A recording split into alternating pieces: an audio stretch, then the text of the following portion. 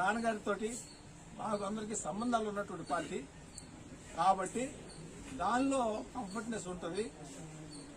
దేనికోసం ప్రజల కోసం మనకి అవకాశం ఇస్తున్నాడు అనేటటువంటిది నాకు గ్రహించి నేను ఆవిడ్ని బలవంతం చేశాను. ఆ రోజున ఆగిపోతాను, ఇక ఎందుకు మనం మంత్రి కూడా చేశాము, ఇంతవరకు చాలు కదా, మనం మళ్ళీ ఇంకో పార్టీలోకి వెళ్ళి మనం ఏదో మళ్ళీ మారామని చెప్పు అదేదో అనుకుంటారు. అప్పుడు పార్టీ ఇంకా అధికారంలో రాలా బీజేపీ. నేను గట్టిగా ఫోర్స్ చేసి ఆవిడ్ని లేదు ఉండాల్సిందే అని చెప్పి ఆ రోజు చేయడం జరిగింది. అలా ప్రస్థానం ఎక్కడికక్కడికి అది నెట్టుకుంటా వస్తుంది. ఇందాక మాట అన్నాడు, ఓట్లు వేయలేదు ఇక్కడ, కానీ నిజంగా కనుక మీరు ఆ రోజు కనిపించినట్లయితే నా పరిస్థితి ఏంటి వాళ్ళ చెప్పండి. అవకాశం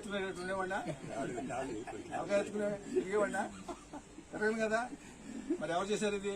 మీరు కాదు, కొంత చేశాడు, నా మంచి కోరి చేశాడు. నన్ను నా వ్యక్తిత్వాన్ని గుర్తించి దాన్ని నిలబెట్టడానికి భగవంతుడు నా వెనకమని నిలబడి ఇంకోటి చెబుతా.